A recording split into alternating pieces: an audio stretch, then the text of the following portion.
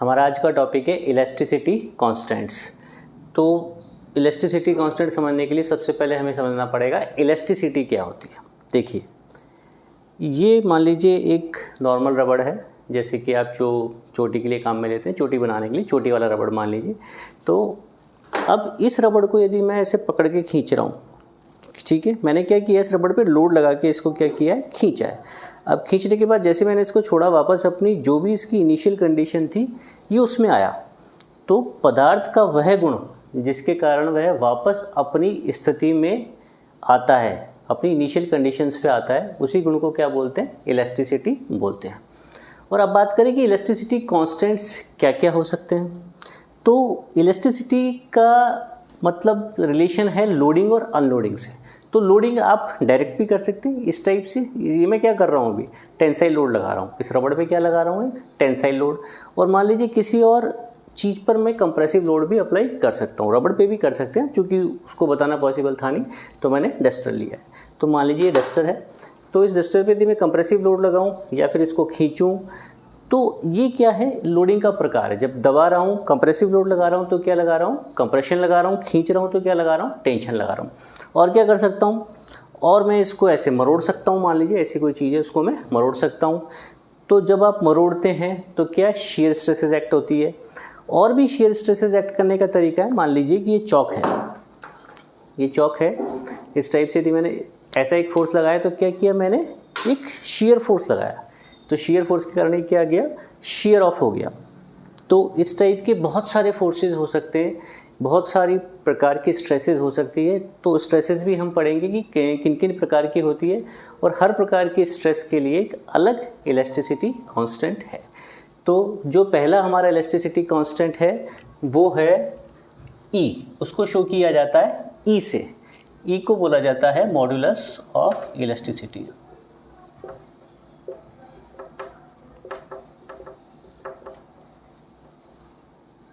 दूसरा है poisons ratio, जिसे हम म्यू से शो करते हैं।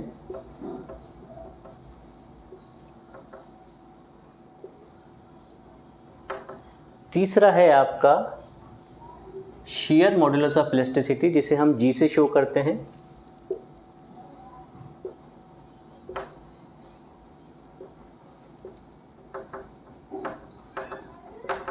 और फाइनल है आपका बल्क मॉड्यूलस ऑफ इलास्टिसिटी।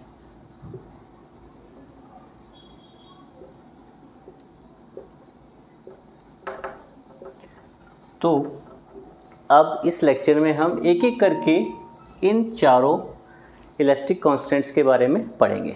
तो सबसे पहले हम देखेंगे मॉड्यूलस ऑफ इलास्टिसिटी के बारे में। तो मॉड्यूलस ऑफ इलास्टिसिटी को समझने के लिए सबसे पहले हमें जो डायरेक्ट स्ट्रेसेस होती है, जैसे कि डायरेक्ट टेंसाइल या डायरेक्ट कंप्रेशन, तो इसको थोड़ा सा हम डिटेल में समझेंगे, जिससे हमको और अच्छा आइडिया हो। अब मान लीजिए कि कोई कैंटिलीवर बीम है इस टाइप से। बीम जानते हैं, मान लीजिए आपका छज्जा है, इस टाइप का छज्जे का बीम है, इस टाइप से कैंटिलीवर बीम है, यहाँ से वो फिक्स है, इधर से मान लीजिए कोई लोड इस पर P एक्ट कर रहा है, ठीक है। अब कोई लोड P एक्ट कर रहा है, यदि मैं इसका फ्री बॉडी डायग्राम बनाऊँ तो कुछ ऐसा बनेगा यहाँ से। तो एक रिएक्शन जनरेट होगी जो कि लोड P के बराबर ही होगी, जो कि फोर्स P के बराबर ही होगी। इस रिएक्शन का मान फोर्स P के बराबर ही होगा। तो फ्री बॉडी डायग्राम इसका हम कुछ ऐसे बना सकते हैं। तो अब देखिए होगा क्या, यदि इस टाइप से लोड एक्ट हो रहा है तो धीरे धीरे क्या होगा, मान लीजिए कि ये मटेरियल है, डिफॉर्मेबल है, ये डिफॉर्म हो सकता है। तो उसके इसमें क्या होगा, इस टाइप से कुछ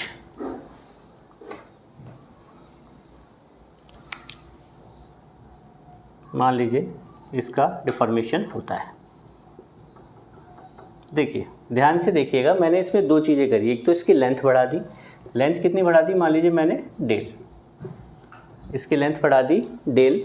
और इसका जो विड्थ थी या जो इसका डायमीटर था, विड्थ जो इसकी ये वाली विड्थ थी, मान लीजिए कुछ भी बोल दीजिए, इसको बी बोल दीजिए, वो बी क्या हुई है, कम हुई है। देखिए इसके अंदर बी को अपन बी डैश बोल देते हैं। और लेंथ क्या बढ़ गई है, डेल बढ़ गई है, मतलब एक इलोंगेशन हुआ है, इलोंगेशन हुआ है। और मान लीजिए कि इसकी लेंथ, इनिशियल लेंथ एल थी। जब इनिशियल लेंथ एल है और टोटल इलोंगेशन कितना हुआ है, डेल्टा हुआ है, तो elongation per unit length, elongation per unit length को क्या बोलते हैं? स्ट्रेन बोला जाता है। मतलब जो टोटल इलोंगेशन एक लेंथ एल में हुआ है, तो total elongation upon initial length, total elongation upon initial length क्या कहलाएगा? स्ट्रेन कहलाएगा।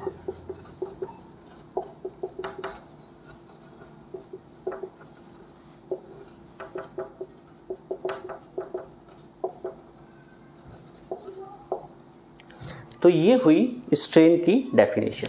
स्ट्रेन को हिंदी में बोलते हैं विकृति।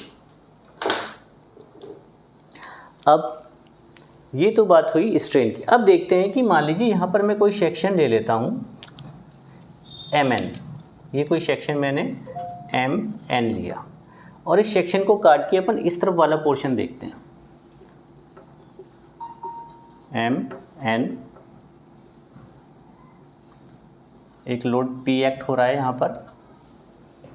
अब देखिए यहाँ पर तो इस सिरे पर तो आपके पास ये रिएक्शन थी, रिएक्शन कहाँ से आई थी? सपोर्ट से।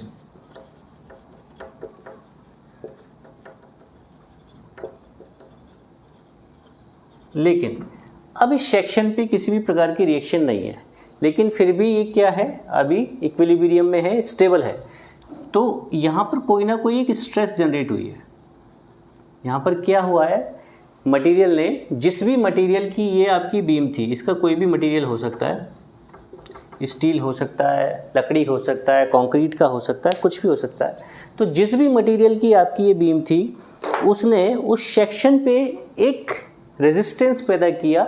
उस रेजिस्टेंस को ही हमने क्या बोला? स्ट्रेस। तो इसको हम शो कर रहे हैं सिग्मा से, स्ट्रेस को हम शो कर रहे हैं सिग्मा से। और मान लीजिए कि यहाँ पर इसका क्रॉस सेक्शनल एरिया, मान लीजिए ये कुछ ऐसा आपका बीम था, ऐसा दिख रहा है आपको सामने से, मान लीजिए ये बीम आपको ऐसा दिख रहा है। तो इसका क्रॉस सेक्शनल एरिया किसी सेक्शन पे क्या होगा? ये वाला होगा, है ना। इसको यदि मैं काटूं तो कैसा दिखेगा? ऐसा दिखेगा। तो इसका क्या होगा? क्रॉस सेक्शनल एरिया, मतलब वो एरिया जिस पे क्या लग रही है? स्ट्रेस लग रही है।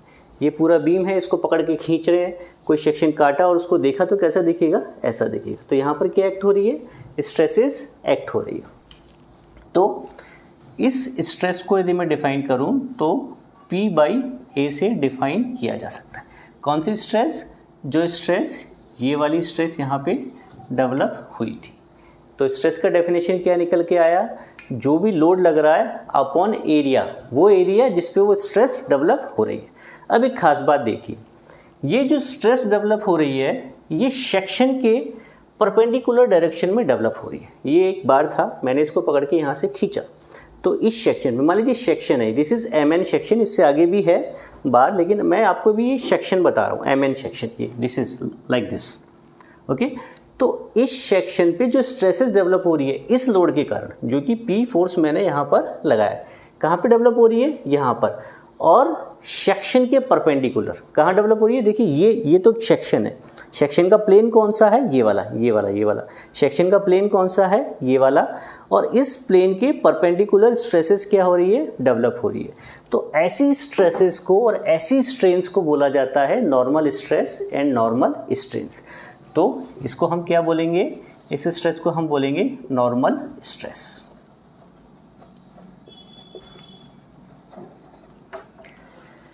तो नॉर्मल स्ट्रेस आपके समझ में आया, आपके स्ट्रेन समझ में आया। स्ट्रेन भी नॉर्मल है क्योंकि ये नॉर्मल स्ट्रेस के कारण ये स्ट्रेन आपका डेवलप हुआ है। स्ट्रेन क्या होता है? स्ट्रेन होता है डिफॉर्मेशन पर यूनिट लेंथ, वो हम ऑलरेडी डिस्कस कर चुके हैं। अब देखते हैं इनकी यूनिट क्या क्या हो सकता है। अब देखिए स्ट्रेन में जो ऊपर है क्या है? डिफॉर्मेशन है, टोटल या डिफॉर्मेशन है या एलोंगेशन है, उसका यूनिट क्या होगा? लेंथ का यूनिट होगा, मान लीजिए mm है। और जो ओवरऑल लेंथ है आपके बीम का या आपके इस बार का, उसका भी यूनिट क्या होगा? mm ही होगा। तो एक तरीके से स्ट्रेन की कोई डायमेंशन नहीं है। तो स्ट्रेन क्या है? एक टाइप की डायमेंशन लेस क्वांटिटी। ये क्या हो गई? डायमेंशन लेस हो गई। अब देखिए स्ट्रेस का क्या यूनिट होगा? ऊपर क्या है? फोर्स है, फोर्स का यूनिट क्या होता है? न्यूटन। और नीचे क्या है? एरिया है, एरिया का यूनिट क्या होता है? Metre square, mm square. तो मान लीजिए अभी मैं इसको लिख देता हूँ mm स्क्वायर। तो स्ट्रेस का क्या आपका यूनिट निकल के आया? न्यूटन पर mm square. This is unit for stress, ये स्ट्रेस का यूनिट है ना। इसको कई बार न्यूटन पर mm स्क्वायर को मेगा पास्कल भी बोला जाता है। तो हमने normal stress and normal strain देखा, दोनों के यूनिट्स देखे। अब आगे चलते हैं। देखिए फोर्सेस कई प्रकार से एक्ट हो सकते हैं, जैसे कि मान लीजिए कि ये आपकी कोई बार है, इसको पकड़ के ऐसे भी खींच सकता हूँ, इस पर at a same time, means same time पे मैं इसको ऐसे भी खींच सकता हूँ और इधर से भी खींच सकता हूँ और ऊपर नीचे से भी इसको खींच सकता हूँ या दबा सकता हूँ, या एक तरफ से खींच सकता हूँ, दूसरी तरफ से दबा सकता हूँ, तीसरी तरफ से दोबारा खींच सकता हूँ। तो बेसिकली 3 डायमेंशंस में आप लोडिंग लगा सकते हैं। लेकिन अभी हाल फिलहाल के लिए इलास्टिक कांस्टेंट्स को समझने के लिए हम लोडिंग एक ही डायरेक्शन में लेके चलेंगे। तो जब लोडिंग एक ही डायरेक्शन में होती है तो इस प्रकार की लोडिंग को हम बोलते हैं यूनी एक्सियल लोडिंग, ठीक है। तो अभी हम जो भी पढ़ेंगे यूनी एक्सियल स्ट्रेसेस के बारे में पढ़ेंगे। तो नेक्स्ट हम चलते हैं। अब हमने देख लिया कि स्ट्रेस एंड स्ट्रेन, इनकी डेफिनेशन हमने जान ली कि स्ट्रेस क्या है, स्ट्रेन क्या है। अब हम देखते हैं कि इसमें स्ट्रेस और स्ट्रेन, अब ये तो हमने देख लिया कि हम इसको पकड़ के खींच रहे हैं तो इसकी लेंथ में एलोंगेशन हो रहा है। हालांकि एलोंगेशन होता बहुत कम है, मतलब आमतौर पे किसी भी एक मेटल में या एक सॉलिड चीज़ में ये जो एलोंगेशन होता है बहुत कम होता है। तो एलोंगेशन हो रहा है, एलोंगेशन के कारण क्या आ रहा है, स्ट्रेन आ रहा है। तो हमने देख लिया स्ट्रेन आ रहा है, फिर स्ट्रेसेस डेवलप हो रहे हैं। तो ये मतलब चीज़ दोनों क्या हो रही है, साथ साथ हो रही है। अब हम इसमें रिलेशनशिप जानना चाह रहे हैं कि स्ट्रेस और स्ट्रेन में क्या रिलेशन है, ठीक है। खास तौर से किसकी बात करेंगे, सबसे पहले हम normal stress and normal strain की। तो उसके लिए हम क्या करते हैं, प्रैक्टिकल करते हैं, एक एक्सपेरिमेंट करते हैं। एक्सपेरिमेंट कैसे करते हैं वो देखते हैं।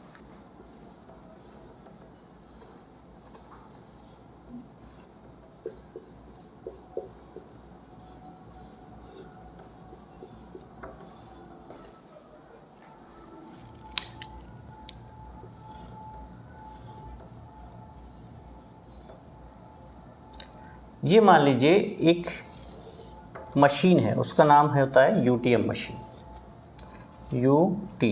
यूटीएम का फुल फॉर्म क्या होता है, यूटीएम होता है यूनिवर्सल टेस्टिंग मशीन। इसके 2 जॉ होते हैं। उन 2 जॉ के बीच हम जिस भी मटेरियल की टेस्टिंग करनी है, इसमें बेसिकली होता है टेंशन टेस्ट। कंप्रेशन टेस्ट भी इसमें कर सकते हैं, लेकिन ज़्यादा ही काम आती है टेंशन टेस्ट के लिए। तो जिस भी मटेरियल का हमें टेस्ट करना है, मान लीजिए टेंशन टेस्ट करना है, तो उसकी हम एक रॉड लेंगे, मान लीजिए कि स्टील की, मान लीजिए जैसे स्टील का आपका जो स्टील बार होता है, जो सरिया होता है, जो कि रिइंफोर्समेंट के लिए काम में आता है, आरसीसी के अंदर काम में आता है, वो हमने एक पर्टिकुलर लेंथ का काटा और काट के इसके जॉज में लगा दिया। फिर बहुत एक स्लोअर रेट पे, बहुत ज़्यादा स्लोअर रेट पे हम क्या करते हैं, इसको स्लो लोडिंग का मतलब है हम इसको पकड़ के ऊपर की तरफ क्या कर रहे हैं, खींच रहे हैं। पर्टिकुलर एक फोर्स के साथ क्या कर रहे हैं, इसको खींच रहे हैं। एक स्लो रेट ऑफ लोडिंग है। तो जब एक स्लोअर आप इस पर लोड लगाएंगे तो होगा क्या होना है, धीरे धीरे ये जो मेटल की बार है, जो भी आपकी मान लीजिए भी स्टील बार है, वो क्या होगी, खींचेगी। खींचने से क्या होगा, धीरे धीरे इस टाइप से क्या होगा, उसका क्रॉस सेक्शन क्या कम होना स्टार्ट हो जाएगा। फिर एक एंड पे जाके ये क्रॉस सेक्शन एकदम से क्या हो जाएगा, टूट जाएगा। तो इसमें हम देख क्या रहे हैं, इसमें हम देखेंगे कि जो स्ट्रेन है, मतलब जो इसका एलोंगेशन हो रहा है आपके स्टील का बार का, और जो हम लोड लगा रहे हैं, उस लोड के कारण जो स्ट्रेसेस डेवलप हो रही है, उनमें क्या रिलेशनशिप है। तो हम ये जानने के लिए क्या करते हैं, यहाँ पर गेज लेंथ एक बनाते हैं, जिसको हम अभी जी से शो कर रहे हैं। इस गेज लेंथ के लिए, इस गेज लेंथ पे या तो हम एक एक्सटेंसोमीटर लगाते हैं, ठीक है, एक एक्सटेंसोमीटर, इसको मैं लिख देता हूँ। और लोडिंग के लिए यहाँ पे गेजेस होते हैं कि लोडिंग किस रेट पे लग रही है, क्या लग रही है, वो सारे यहाँ से आप यूटीएम मशीन पे देख सकते हैं। और जो भी बार है उसका क्रॉस सेक्शनल एरिया आपको नोन है। जो भी बार लेंगे, मान लीजिए ये कोई बार है तो इसका क्रॉस सेक्शनल एरिया, ये वाला एरिया आपको ऑलरेडी नोन है। तो एक्सटेंसोमीटर जब आपने लगाया तो धीरे धीरे जब ये बार खींच रही है, तो एक्सटेंसोमीटर आपको ये बताता रहता है कि अभी इसमें कितनी इसका एलोंगेशन हुआ, अब कितना हुआ, अब कितना हुआ, अब कितना हुआ, अब कितना हुआ। तो आप बेसिकली करते क्या है, आप बेसिकली डेवलप करते हैं स्ट्रेस स्ट्रेन कर्व। ये जो आपका टेंशन टेस्ट है इसके थ्रू क्या डेवलप कर रहे हैं आप, स्ट्रेस स्ट्रेन कर्व। यहाँ आता है आपका स्ट्रेस वर्टिकल एक्सिस पे और यहाँ होता है आपका स्ट्रेन। तो यदि हम माइल्ड स्टील की बात करें या स्ट्रक्चरल स्टील की बात करें तो जो कर्व आता है, जो उसका इनिशियल पोर्शन होता है वो क्या होता है, स्ट्रेट होता है।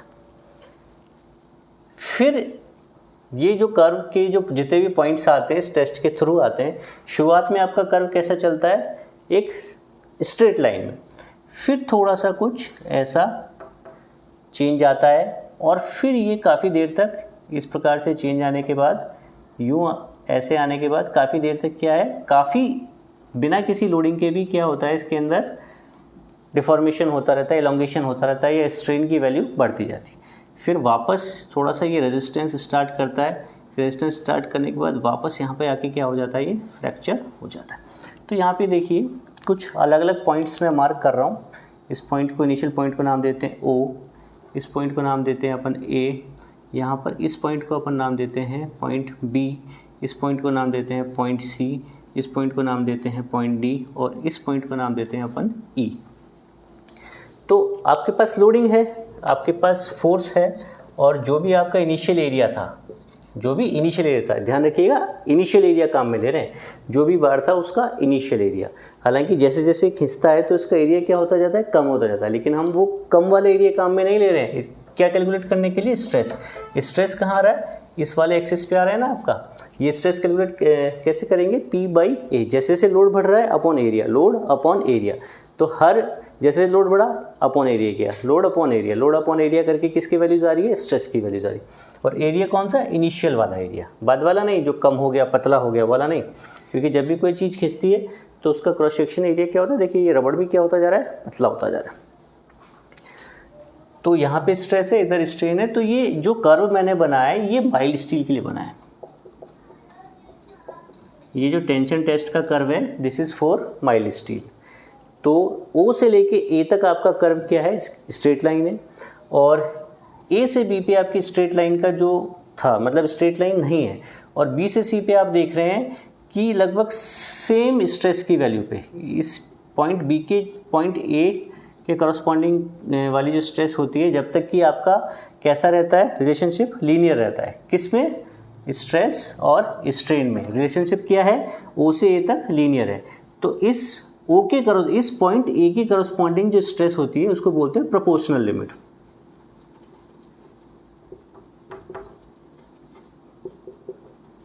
तो ये आपको क्या मिल जाता है यहाँ से, इसका, इस मटेरियल का प्रोपोर्शनल लिमिट। और B के करस्पॉन्डिंग जो स्ट्रेस होती है उसको बोला जाता है यील्ड स्ट्रेस।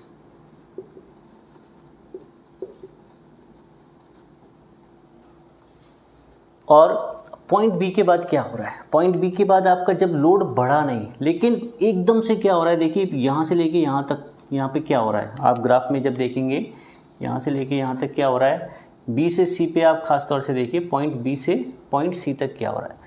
पॉइंट B पर जो यील्ड स्ट्रेस था वही पॉइंट C पे यील्ड स्ट्रेस है, लेकिन देखिए ये जो स्ट्रेन कितनी ज़्यादा बढ़ गई। मान लीजिए यहाँ पे स्ट्रेन थी आपकी Δ1, यहाँ पे अपन मान लेते हैं Δ1, यहाँ Δ2 थी, अब यहाँ पे Δ3। तो Δ2 और Δ3 में कितना ज़्यादा डिफरेंस है, जबकि इनिशियल जो आपकी स्ट्रेन आई थी वो बहुत कम आई थी, मतलब लीनियर रेंज वाली जो स्ट्रेन है वो बहुत कम है। और जो ये वाली आपकी स्ट्रेन है कौन सी, इसको बोलते हैं, इस रीजन को बोलते हैं प्लास्टिक रीजन।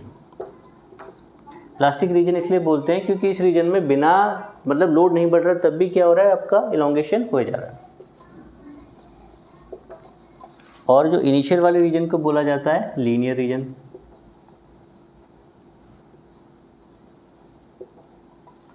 अब देखिए पॉइंट C पे आने के बाद मटेरियल को याद आता है कि भाई मेरी भी कोई स्ट्रेंथ थी, तो वो क्या करता है, अपना क्रिस्टलाइन और अपना एटॉमिक स्ट्रक्चर को क्या करता है, रीअरेंज करता है।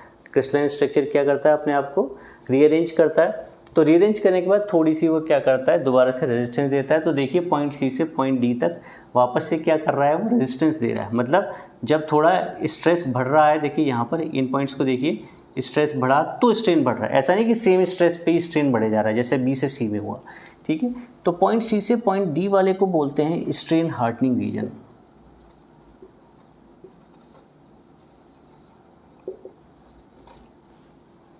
स्ट्रेन हार्डनिंग में क्या होता है, आपका क्रिस्टलाइन स्ट्रक्चर क्या होता है, रीअरेंज होता है।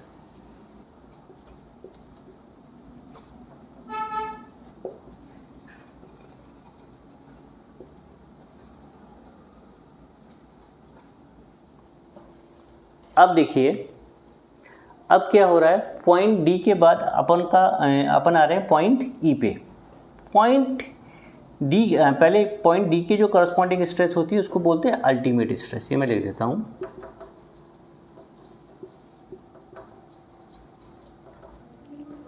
मतलब ये वो स्ट्रेस है जो कि आपका मटेरियल मैक्सिमम स्ट्रेस ले पा रहा है या जो उसके अंदर डेवलप हो रही है। अब देखिए पॉइंट डी से ई पे आते हैं। अब जैसे जैसे ये खिंचता जाएगा तो इसमें क्या नेकिंग स्टार्ट हो जाएगी। तो डी से ई तक क्या होता है, आपका क्रॉस सेक्शनल एरिया कम होना स्टार्ट हो जाता है। जैसे जैसे बार खींचेगा तो क्या स्टार्ट हो जाएगी, इसमें नेकिंग। तो इस वाले रीजन को बोला जाता है नेकिंग। और एक पर्टिकुलर खिंचाव के बाद, एक पर्टिकुलर स्ट्रेन के बाद, पर्टिकुलर इलोंगेशन के बाद आपका नेकिंग होता होता जो भी आपका बार है वो क्या हो जाएगा, टूट जाएगा। तो वो अपन कहाँ जाएंगे फिर, पॉइंट ई पे। पॉइंट ई क्या है आपका, फेल्यूर या फिर फ्रैक्चर, फेल्यूर या फ्रैक्चर कुछ भी बोल सकते हैं आप इसको, ठीक है। तो इस प्रकार से ग्राफ हमको मिला। अब लेकिन एक चीज़ आपने नोटिस करी कि ये जो स्ट्रेस था ये कैलकुलेट करने के लिए हमने क्या काम में लिया, इनिशियल एरिया।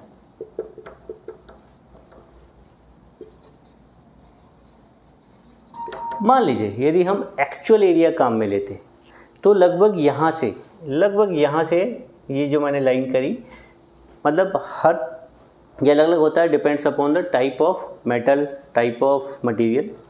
तो मान लीजिए यहाँ से यदि आप इसको एक्चुअल या इस पूरे टेस्ट के लिए आप जो भी आप डिवाइड करते हैं वो एक्चुअल एरिया डिवाइड करते, तो यहाँ से क्रॉस सेक्शन कम होना स्टार्ट हो जाता है। तो यदि आप एक्चुअल क्रॉस सेक्शन काम में लेते तो ग्राफ आपका कुछ ऐसा आता, यहाँ से कुछ ऐसा ऊपर बढ़ता हुआ ये वाला पॉइंट ई मिलता आपको, ई डैश, ये वाला पॉइंट ई डैश मिलता। मतलब जो आपका फेलियर या फ्रैक्चर वाला स्ट्रेस है वही एक्चुअल में तो वही क्या है, सबसे ज़्यादा है। यदि आप क्या करें, एक्चुअल एरिया काम में ले जो कि कम हो रहा है खिंचाव के कारण। लेकिन हमारा एक ये ट्रेंड है, या एक मान लीजिए कि ऐसे ही बनाते हैं, हम ये स्ट्रेस कैलकुलेट करने के लिए क्या काम में लेते हैं, इनिशियल एरिया ही काम में लेते हैं। तो हम ये वाला कर्व ही बनाते हैं। इस कर्व को एक स्पेशल नाम दिया है, इसको बोला जाता है नॉमिनल कर्व, नॉमिनल कर्व, ठीक है। तो माइल्ड स्टील के टेंशन टेस्ट के लिए हमने क्या बनाया, नॉमिनल कर्व। और यदि आप एक्चुअल एरिया लेंगे तो इसको बोलते हैं एक्चुअल कर्व। तो इस प्रकार से आपका माइल्ड स्टील का एक stress strain curve for the tension test में जो भी बनता है वो कुछ ऐसा बनता है। और जो मशीन काम में ली जाती है उसका नाम होता है यूनिवर्सल टेस्टिंग मशीन, और इस टाइप से कुछ उसका अरेंजमेंट होता है। चलिए, और पॉइंट ए और बी के बीच कहीं एक और पॉइंट होता है, उसे बोलते हैं इलास्टिक लिमिट, है ना। तो मान लीजिए कोई पॉइंट है आपका ई, मान लीजिए कोई पॉइंट एफ है, तो उसको बोला जाता है इलास्टिक लिमिट। भी एक पॉइंट होता है, वो भी अभी हम आगे डिस्कस करेंगे। तो ये हमने माइल्ड स्टील का स्ट्रेस स्ट्रेन कर्व देखा है। ऐसे किसी अदर मटेरियल का भी आप stress strain curve for the tension test बना सकते हैं। हर मटेरियल का अलग अलग होता है, जैसे रबड़ का अलग होगा, कॉपर का अलग होगा, एल्यूमिनियम का अलग होगा। यदि आप कांच के लिए करेंगे, ग्लास के लिए करेंगे तो अलग होगा। ये डिपेंड करता है मटेरियल पे। तो इसके लिए मैं एक अलग से छोटा सा वीडियो बना दूंगा जिसमें स्ट्रेस स्ट्रेन कर्व होंगे अलग अलग टाइप के मटेरियल के लिए। क्योंकि अभी आज हमारा टॉपिक है मॉडुलस ऑफ इलास्टिसिटी को समझना। अभी जो हम समझना चाह रहे हैं वो हम समझना चाह रहे हैं मॉडुलस ऑफ इलास्टिसिटी को। तो देखिए, अब रॉबर्ट हुक साइंटिस्ट थे, उन्होंने ये वाला जो रीजन था ओ से लेके ए तक डिफरेंट मटेरियल्स के लिए इसको क्या किया, स्टडी किया। रीजन फ्रॉम ओ टू ए, इसको क्या किया उन्होंने, स्टडी किया ओ से ए तक। तो उन्होंने इस टाइप की एक्सपेरिमेंट काफ़ी किए, इन्होंने टेंशन टेस्ट किए यूटीएम के थ्रू, उन्होंने डिफरेंट मटेरियल्स के लिए किया, तो उन्होंने कंक्लूजन निकाला। ठीक है, ये तो अभी ये ग्राफ है, स्टील के लिए है, अलग अलग मटेरियल्स के लिए उन्होंने ग्राफ प्लॉट किए, एक अच्छी खासी स्टडी करी, रिसर्च किया, तो उनका क्या कंक्लूजन था वो हम देखते हैं। तो उन्होंने बताया लीनियर इलास्टिक रेंज में for a linear elastic material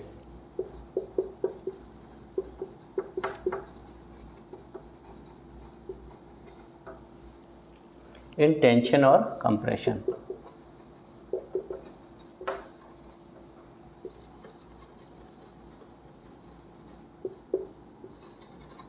stress is directly proportional to strain. Strain को शो किया जाता है एप्सिलॉन से, जो कि मैंने पहले भी बता दिया लेकिन इसका मैं नाम बताना भूल गया था। एप्सिलॉन बोलते हैं, या इसको हम आम भाषा में ई बोल देंगे। ठीक है, stress is directly proportional to strain, किसके लिए, लीनियर इलास्टिक मटेरियल के लिए, या फिर आप बोल सकते हैं मटेरियल की कौन सी कंडीशन के लिए, लीनियर इलास्टिक कंडीशन के लिए। मतलब मटेरियल जब मटेरियल का जो स्ट्रेस लेवल है या इस मटेरियल पे उतना ही लोड लग रहा है कि जब तक वो कहाँ रहेगा, अपना लीनियर इलास्टिक रेंज में रहेगा। मतलब जब तक वो कहाँ तक रहेगा, मान लीजिए स्टील है तो पॉइंट ओ से पॉइंट ए तक। तो एक प्रोपोर्शनलिटी कांस्टेंट उन्होंने बताया, उसको उन्होंने शो किया ई से, और ई को बोलते हैं मॉड्यूलस ऑफ इलास्टिसिटी।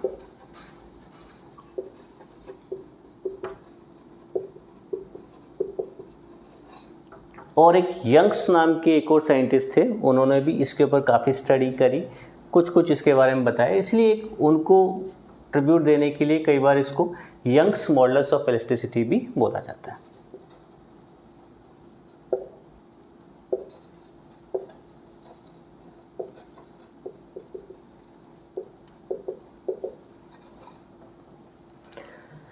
तो E इक्वल टू आ गया आपका स्ट्रेस अपॉन स्ट्रेन। अब मुझे बताइए कि यंग्स मॉडुलस ऑफ इलास्टिसिटी या मॉडुलस ऑफ इलास्टिसिटी E का यूनिट क्या होगा। देखिए, इसका तो कोई यूनिट होता नहीं, ऑलरेडी हम देख चुके। स्ट्रेन का डायमेंशनलेस क्वांटिटी है, क्यों, क्योंकि del upon L, elongation upon initial length, इसका यूनिट हमने देख लिया, क्या होता है, न्यूटन पर mm स्क्वायर या न्यूटन पर मीटर स्क्वायर। तो जो E का यूनिट होगा वो भी क्या होगा, न्यूटन पर mm स्क्वायर ही होगा। जो स्ट्रेस का यूनिट होगा वही मॉडुलस ऑफ इलास्टिसिटी का भी यूनिट होगा। तो अब देखिए, यदि मॉडुलस ऑफ इलास्टिसिटी किसी मटेरियल का ज़्यादा है, मॉडुलस ऑफ इलास्टिसिटी किसी मटेरियल का ज़्यादा है तो क्या होगा, उसको हम यहाँ से एक बार देखते हैं।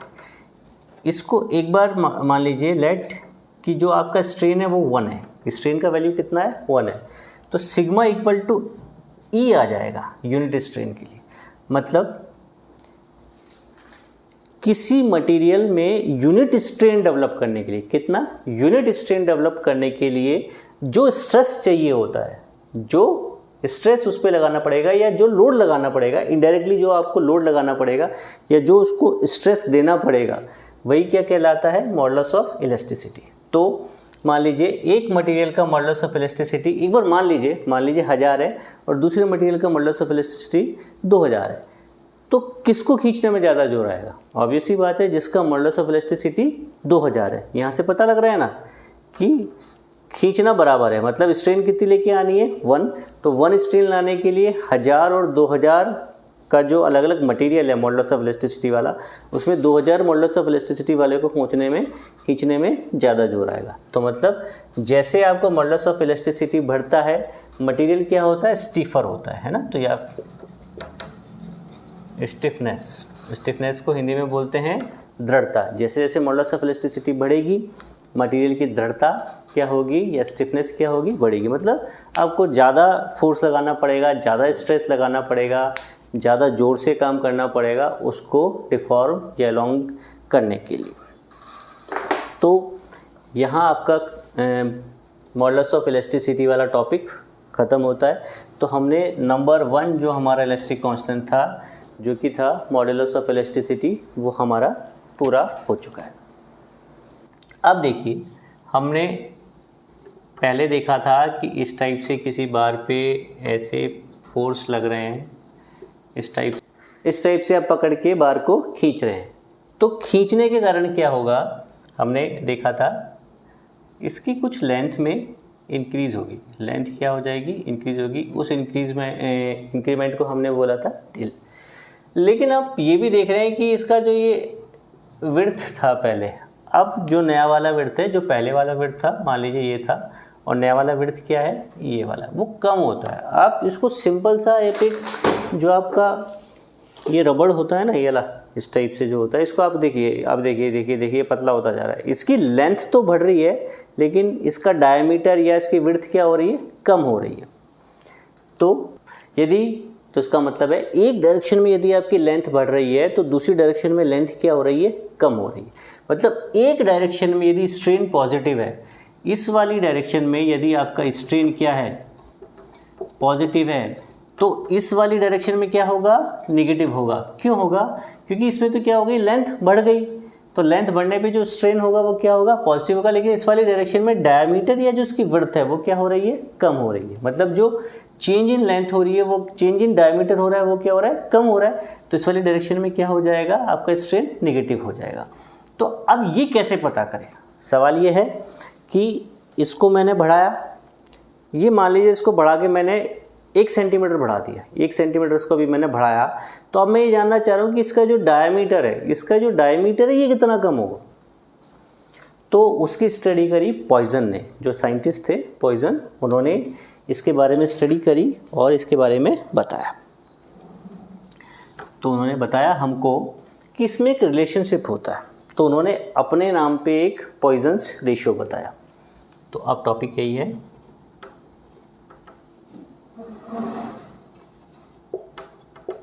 Poisons ratio. इन्होंने सजेस्ट किया, इन्होंने स्टडी करी, एक्सपेरिमेंट किया और बताया। इसको म्यू से शो करते हैं, कई बार न्यू से भी शो करते हैं। कई बुक्स में, कई लिटरेचर में आपको इसको न्यू से, कई में म्यू से, किसी किताब में 1/m से, लेकिन इसको मैं प्रेफर नहीं करूँगा। आप या तो म्यू से शो कीजिए या इसको न्यू से शो कीजिए। तो इसको हम शो करेंगे म्यू से। तो ये उन्होंने बताया म्यू इक्वल टू माइनस, देखिएगा अभी मैं समझाऊंगा कि ये कैसे आया, minus lateral strain upon axial strain. Axial strain को कई बार लॉन्गिट्यूडनल स्ट्रेन भी बोला जाता है।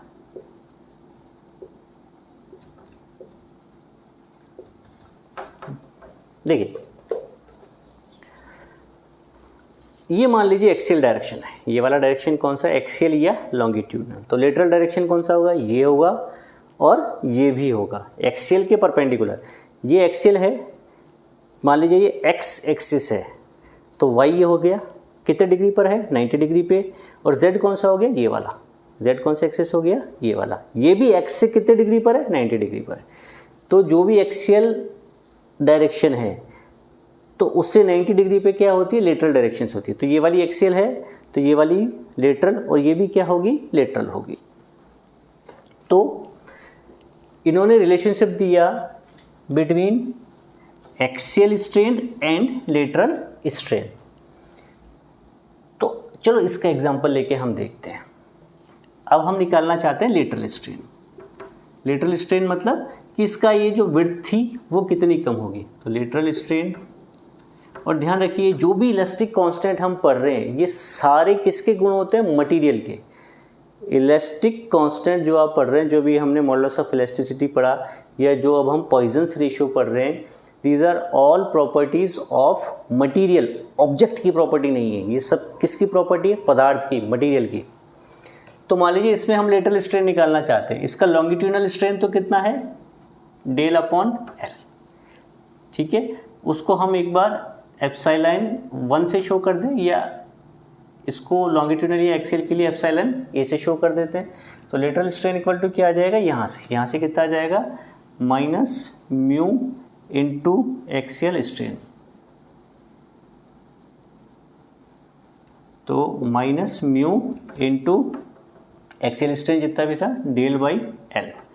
तो लेटरल स्ट्रेन क्या निकल के आया? नेगेटिव, जो कि होना भी चाहिए था, क्योंकि जब आप इसको खींच रहे हैं तो डायमीटर या विड्थ क्या हो रही है? कम हो रही है। तो लेटरल स्ट्रेन क्या होना चाहिए था? नेगेटिव।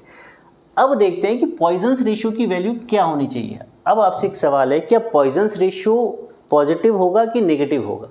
यदि मान लीजिए पॉइजन्स रेशियो का वैल्यू मैं -0.2 रखूँ यहाँ पर, एक बार देखिए आप, यदि -0.2 रखूँगा तो ये माइनस, और ऑलरेडी यहाँ पर एक माइनस है अपने पास, ये जो डिफाइन किया हुआ है पॉइजन्स रेशियोज में, तो माइनस माइनस क्या हो जाएगा? प्लस का 0.2 हो जाएगा इंटू डेल बाई एल, ऐसा एक्सियल स्ट्रेन। तो जबकि हमने देखा है लेटरल स्ट्रेन क्या आना चाहिए? नेगेटिव आना चाहिए। तो यहाँ से अब हमारे समझ में आ गया कि पॉइजन्स रेशियो की वैल्यू खास तौर से सॉलिड्स के लिए या मेटल्स के लिए, इस टाइप की चीज़ों के लिए जो कि सिविल इंजीनियरिंग के लिए काम में आती है, पॉइजन्स रेशियो हमेशा क्या होगा? Positive. Poisson's ratio negative solids के लिए नहीं होगा। पॉइजन्स रेशियो क्या होगा? हमेशा पॉजिटिव। ये वैल्यू पॉजिटिव होगी तभी तो लेटरल स्ट्रेन नेगेटिव आएगा।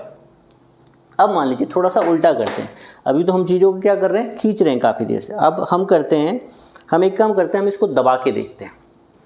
ये मान लीजिए एक फोम है, मैं इसको दबा रहा हूँ, ठीक है, एक्सियल डायरेक्शन में दबा रहा हूँ। पहले मैंने एक्सियल डायरेक्शन में क्या किया था? आपको रबड़ खींच के बताया था। अब मैं इस फोम को एक्सियल डायरेक्शन में दबाता हूँ। देखिए दबा रहा हूँ तो क्या हो रहा है? हालांकि इसमें इतना आपको पता नहीं लग रहा, लेकिन आप सोचिए जैसे गुब्बारा है, एक बलून है हवा से भरा हुआ, उसको यदि मैं इसे दबाऊंगा तो बाकी दोनों तीनों डायरेक्शन से क्या, वो बल्जिंग आउट होएगा, वो फैलना चाहेगा। तो कहने का मतलब है यदि एक्सियल डायरेक्शन में नेगेटिव स्ट्रेन है, नेगेटिव स्ट्रेन बोले तो इसकी लेंथ क्या हो रही है? अभी कम हो रही है। एक्सियल डायरेक्शन में क्या हो रहा है? इसकी लेंथ कम हो रही है। तो जो आपका लेटरल डायरेक्शन है उसमें क्या होगी? उनकी जो भी डायमीटर हो गया, जो भी विड्थ होगी, वो क्या होगी? बढ़ेगी। जैसे गुब्बारे के एग्जांपल से समझिए, उसको यदि एक तरफ से यदि मैं दबाऊंगा तो दूसरी तरफ से क्या होगा? वो फैलेगा। तो गुब्बारा ना, या फिर आप सोचिए कि इस टाइप का एक फॉर्म है या एक बड़ी कोई चीज़ है, उसको भी आप दिमाग में यदि इमेजिन करेंगे तो आपको आइडिया लगेगा। मान लीजिए रबड़ का होता तो इस टाइप से दबाता तो दूसरी तरफ से क्या होता? वो बाहर निकल रहा होता, मतलब दूसरी डायमेंशन क्या हो रही होती है? इसकी बढ़ रही होती। तो कहने का मतलब है इसमें एक एक्सियल डायरेक्शन पॉजिटिव होगा तो लेटरल, एक्सियल स्ट्रेन पॉजिटिव होगा तो लेटरल स्ट्रेन क्या होगा? नेगेटिव। यदि एक्सियल नेगेटिव होगा तो लेटरल पॉजिटिव होगा। मतलब एक डायरेक्शन में यदि डायमेंशन कम हो रही है तो दूसरी में बढ़ेगी, एक डायमेंशन में बढ़ रही है तो दूसरी में कम होगी। ये हमेशा होना है। तो और इस डेफिनेशन से हमने ये भी देख लिया इस एग्जांपल के थ्रू कि जो म्यू की वैल्यू है वो क्या होगी? पॉजिटिव होगी, म्यू की वैल्यू नेगेटिव नहीं हो सकती। अब देखते हैं जो पॉइजन्स रेशियो जिसको हम म्यू बोल रहे हैं उसकी क्या क्या वैल्यू हो सकती है। और एक कंडीशन और, पहली बात तो ये जो डिफाइन किया है इसके लिए कौन सी रेंज होनी चाहिए? Linear elastic range. Linear elastic range, जो कि ऑलरेडी हम डिस्कस कर चुके हैं कि लीनियर रेंज क्या होती है? वो रेंज होती है जब तक मटेरियल कैसा बिहेव करता है?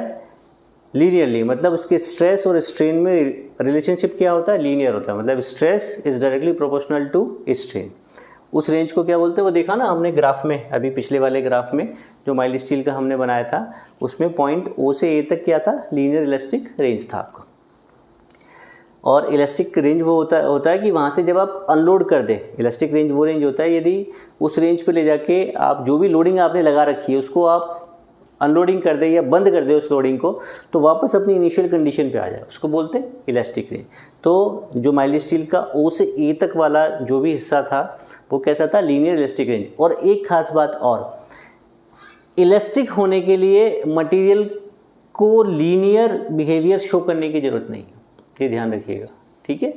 मतलब ये जरूरी नहीं है कि कोई मटेरियल का बिहेवियर पॉइंट O से A तक यदि लीनियर है तो इलास्टिक भी होगा, ठीक है। यदि आपका स्ट्रेस स्ट्रेन ऐसा भी है, ये स्ट्रेस है, ये स्ट्रेन है, इस टाइप से भी है, तो यहाँ पर इस पॉइंट पे लाके यदि आप अनलोडिंग कर दे और वो वापस अपनी इनिशियल कंडीशन पे आ जाए, तो उस मटेरियल को भी आप क्या बोलेंगे? इलास्टिक बोलेंगे। ये मटेरियल इलास्टिक है लेकिन लीनियर नहीं है। तो कई मटेरियल लीनियर और इलास्टिक दोनों ही होते हैं, जैसा कि आपका स्टील होता है O से A तक, माइल्ड स्टील होता है, जैसा कि हमने देखा था। और A से आगे अलग टाइप का ग्राफ हम ऑलरेडी देख चुके हैं। पहली बात तो ये जो डिफाइन किया है इसके लिए मटेरियल लीनियर इलास्टिक रेंज में होना चाहिए या लीनियर इलास्टिक मटेरियल होना चाहिए। और दूसरा मटेरियल होमोजीनियस एंड आइसोट्रोपिक होना चाहिए। होमोजीनियस वो मटेरियल होता है जिसके हर पॉइंट पर इलास्टिक प्रॉपर्टी सेम हो, हर पॉइंट पे इलास्टिक प्रॉपर्टी सेम। आइसोट्रोपिक वो मटेरियल होता है जिसकी हर डायरेक्शन में इलास्टिक प्रॉपर्टी सेम हो। अब सवाल ये, क्या जो मटेरियल होमोजीनियस है वो आइसोट्रोपिक भी होगा? जरूरी नहीं है। मान लीजिए मैं इसको इस वाली डायरेक्शन में ऐसे पकड़ के खींच रहा हूँ तो इसकी इलास्टिक प्रॉपर्टीज इस डायरेक्शन की स्ट्रेचिंग के लिए अलग हो सकती है और इस डायरेक्शन की स्ट्रेचिंग के लिए अलग हो सकती है एट ईच पॉइंट, ठीक है। लेकिन यदि ऐसा मटेरियल है कि इसके हर पॉइंट पर, चाहे मैं इधर से खींच लूँ कि इधर से खींच लूँ कि इधर से दबा दूँ कि उधर से दबा दूँ, हर पॉइंट पर आपका इलास्टिक प्रॉपर्टी सेम है किसी भी डायरेक्शन में लोडिंग के लिए, तो ऐसे मटेरियल को क्या बोला जाता है? Isotropic, homogeneous and isotropic. Isotropic का मतलब है कि हर डायरेक्शन में इलास्टिक प्रॉपर्टी सेम होगी। तो ये हमारा क्लियर हो गया कि मटेरियल इलास्टिक रेंज में होना चाहिए एंड होमोजीनियस एंड आइसोट्रोपिक होना चाहिए। होमोजीनियस क्या होता है? ईच पॉइंट पर इलास्टिक प्रॉपर्टीज क्या होगी? सेम होगी। आइसोट्रोपिक क्या होता है? ईच डायरेक्शन में इलास्टिक प्रॉपर्टीज सेम होगी। देखिए जो आपके ऑब्जेक्टिव क्वेश्चंस आते हैं ऐसे बनाते हैं। Isotropic material is a material having elastic properties same in each direction, having elastic properties same at each point. तो आपको कौन सा चूज करना है? Elastic property same in each direction. इस तरह छोटे छोटे क्वेश्चन आते हैं। Which of the following can not be Poisson's ratio value? 0, 0.2, 0.5, -0.2। तो इसका आंसर क्या होगा? -0.2। पॉइजन्स रेशियो का वैल्यू क्या नहीं हो सकता? माइनस का नहीं हो सकता। अब कुछ वैल्यूज देखते हैं कि पॉइजन्स रेशियो की वैल्यू क्या क्या है। डिफरेंट मटेरियल्स के लिए पॉइजन्स रेशियो क्या क्या होता है। तो ऑलरेडी हम मॉडल्स ऑफ इलास्टिसिटी जो हमारा नंबर 1 इलास्टिक कांस्टेंट था हम पढ़ चुके हैं। हम हमारा number 2 elastic constant Poisson's ratio अभी पढ़ रहे हैं। तो इसमें मैं एक बार नंबर 2 लगा देता हूँ जिससे आप लोगों को ध्यान रहे पॉइजन्स रेशियो हमारा चल रहा है। तो अब देखते हैं पॉइजन्स रेशियो की वैल्यू क्या क्या हो सकती है डिफरेंट मटेरियल्स के लिए। म्यू की value, mu equal to 0.25 to 0.35 for many metals and other materials।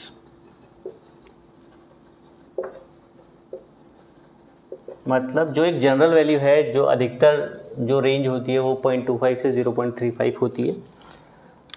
जैसे कि स्टील के लिए, हालांकि डिपेंड करता है स्टील कौन से टाइप का स्टील है, किस एरिया का स्टील है, कार्बन का परसेंटेज कितना है, उन सब पे डिपेंड करता है। लेकिन जैसे स्टील के लिए आप बोल सकते हैं 0.27 to 0.3 वैल्यू होती है, ये वाला रेंज है कुछ कुछ।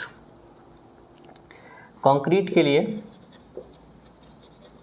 इसकी वैल्यू होती है 0.1 to 0.2, ये भी थोड़ा ऊपर नीचे हो सकता है, ये एक जनरल आइडिया है बस। कॉर्क के लिए लगभग इसकी वैल्यू क्या होती है? 0 होती है। पॉइजन्स रेशियो की वैल्यू क्या होती है? 0 होती है। इसीलिए जो शैंपेन होती है, जिसको आपको कई सालों तक क्या होता है? रखना होता है सहेज के, क्योंकि एक परंपरा सी होती है। तो जो शैंपेन में जो भी आपकी नीचे आपकी लिकर है वो क्या है, उसमें गैसेस वगैरह बन रही है, वो एक प्रेशर लगा दी है। तो जो बोतल होती है शैंपेन की बोतल, उसमें जो ढक्कन लगाया जाता है वो कॉर्क का लगाया जाता है। तो कॉर्क ऐसा मटेरियल है जिसका पॉइजन्स रेशियो क्या है? 0 है। मतलब उसमें यदि एक्सियल डायरेक्शन में कुछ भी स्ट्रेन हो रहा है तो उसका इफेक्ट उसके लिटरल डायरेक्शन में आएगा ही नहीं। क्यों नहीं आएगा? क्योंकि जो भी हमने पढ़ा ना, mu equal to minus lateral strain upon axial strain. तो यदि म्यू का वैल्यू 0 है तो एक्सियल स्ट्रेन कुछ भी हो, लिटरल स्ट्रेन क्या होने वाला है? 0 होने वाला है। यदि म्यू की वैल्यू क्या है? 0 है। तो मतलब इस वाली डायरेक्शन में किसी भी स्ट्रेन का इफेक्ट इस वाले डायरेक्शन में नहीं आएगा। मतलब जो ढक्कन है वो बंद ही रहेगा, वो खुलेगा नहीं। तो कॉर्क के लिए इसकी वैल्यू कितनी होती है? 0 होती है। रबड़ के लिए इसकी वैल्यू लगभग क्या 0.5 होती है। रबड़ के लिए इसकी वैल्यू लगभग कितनी है? 0.5, और यही इसकी थ्योरेटिकल मैक्सिमम वैल्यू भी है। तो जो पॉइजन्स रेशियो की वैल्यू, यदि हम एक रेंज देखें तो कहाँ से कहाँ तक वेरी करती है? 0 to 0.5। मतलब 0.5 क्या है इसकी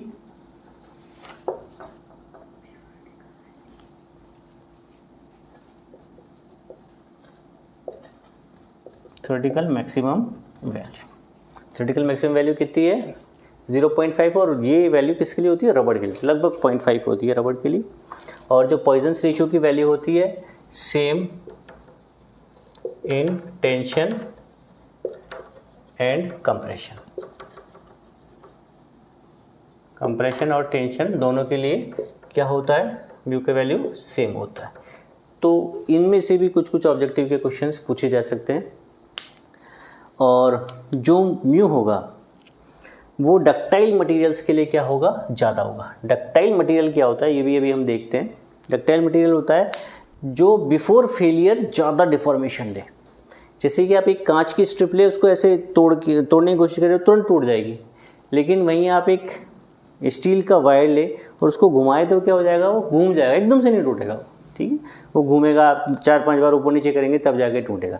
मतलब फेलियर से पहले उसका डिफॉर्मेशन क्या है? बहुत ज़्यादा होता है। तो ऐसा मटेरियल जिसका फेलियर से पहले बहुत ज़्यादा डिफॉर्मेशन हो, बहुत अच्छे से डिफॉर्मेशन हो पाए, या वो फेलियर से पहले बहुत ज़्यादा एनर्जी एब्जॉर्ब कर पाए, ऐसा मटेरियल कौन सा मटेरियल कहलाता है? एक डक्टाइल मटेरियल कहलाता है। सबसे अच्छा एग्जांपल स्टील, इसीलिए आरसीसी के अंदर स्टील की बार्स लगाई जाती है। तो जब भी मान लीजिए छत में कोई, मान लीजिए सपोर्ट नीचे से कोई ख़राब हो जाए या कुछ भी हो जाए, तो फेलियर से पहले जो भी आपकी आरसीसी की स्लैब होगी, आरसीसी की बीम होगी, वो एकदम से टूट के नहीं गिर जाएगी। जैसे जो पत्थर की जो पट्टियाँ लगाते हैं उसमें क्रैक आता है तो कभी भी एकदम से टूट के गिर सकती है, लेकिन आरसीसी की छत कभी भी एकदम से टूट के आपके सिर पे नहीं गिरने वाली। क्यों नहीं गिरने वाली? क्योंकि गिरने से पहले उसमें क्या आएगा? डिफॉर्मेशन आएगा। क्यों? क्योंकि इसमें क्या लगा है? स्टील लगा है, और स्टील क्या है? डक्टाइल मटेरियल है। तो यदि म्यू की वैल्यू ज़्यादा तो डक्टिलिटी भी ज़्यादा।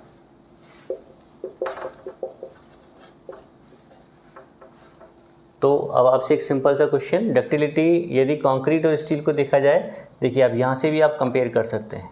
कंक्रीट, जो स्टील की वैल्यू है वो थोड़ी ज़्यादा है और कंक्रीट की वैल्यू क्या है? कम है, क्योंकि कंक्रीट डक्टाइल नहीं है। कंक्रीट एक टाइप का कैसा मटेरियल है? ब्रिटल मटेरियल है, और स्टील क्या है आपका? डक्टाइल मटेरियल है। तो जैसे जैसे आपका म्यू बढ़ेगा तो डक्टिलिटी भी बढ़ती है। Thank you.